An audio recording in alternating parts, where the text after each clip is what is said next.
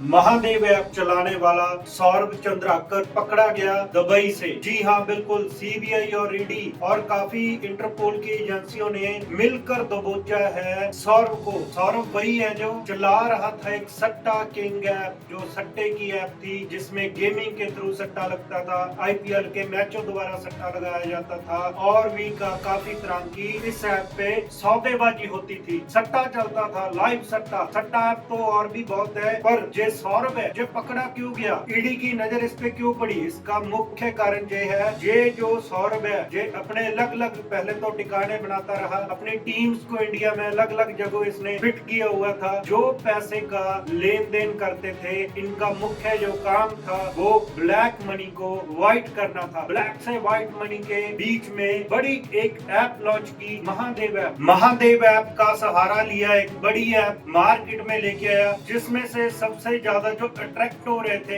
App के through वो young age child थे, जिनकी उम्र 16, 18, 20, 22 साल की थी। वो इस ऐप में अट्रैक्ट हो रहे थे इस ऐप से, क्योंकि ये लोग उनको कुछ टाइम के लिए उनका पैसा रिटर्न भी करते रहे। वो एक सरकार को दिखाने के लिए ये उनको डाउट ना हो, शक ना हो, वो लीगली लेन देन करते रहे। पर जो बड़ी अमाउंट थी, जो बड़ी बड़ी पैसों के लेन देन थे, जो ब्लैक मनी को व्हाइट कर रहे थे, वो बड़े बड़े लेन देन अलग अलग बैंकिंग द्वारा, जहाँ और भी इनके जो सदस्य थे टीम के, वो पेमेंट को इधर से उधर घुमाते रहते थे। अब बड़ी बात ये है कि एक हफ्ते में जो इंडिया आ जाएगा, उससे भी जो बड़ा ब्लास्ट होगा, सबसे बड़ा ब्लास्ट ये होगा कि इस ऐप के जरिए जो गैंगस्टर थे, जितने भी बड़े बड़े नामी गैंगस्टर है इंडिया के, वो अपने पैसे का लेन देन करते थे हथियार मंगवाने के लिए, ड्रग्स मंगवाने के लिए। उनके ऊपर भी नजर है अब ईडी की, सीबीआई की और इंटरपोल एजेंसीज की, कि कौन कौन से वो गैंगस्टर हैं जो इस ऐप के थ्रू,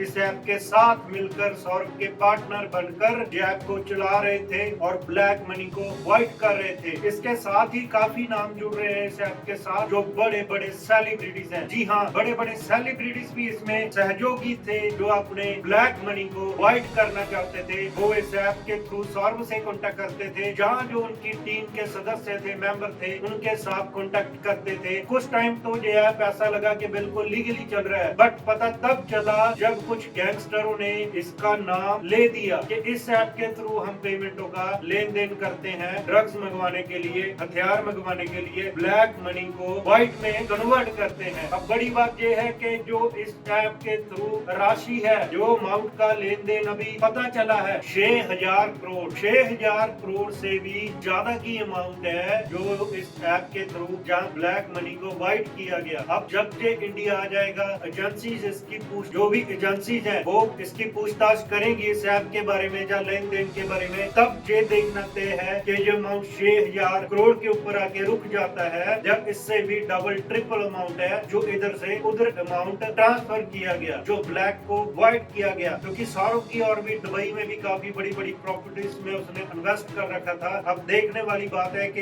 ईडी, सीबीआई और जो एजेंसीज है वे उसकी प्रॉपर्टी को भी जब्त करते हैं, जहाँ उसको इंडिया में जो उसने प्रॉपर्टी है या जो उसके और भी गुर्गे हैं उनकी प्रॉपर्टी जब्त की जाती है। बने रहिए इस खबर के साथ। जब इंडिया आ जाएगा सौरभ, तब हम आपको और भी क्लियर बताएंगे कि क्या क्या इंडियन एजेंसी ने बरामदगी की है, कितना पैसा है, कितनी प्रॉपर्टी है। धन्यवाद।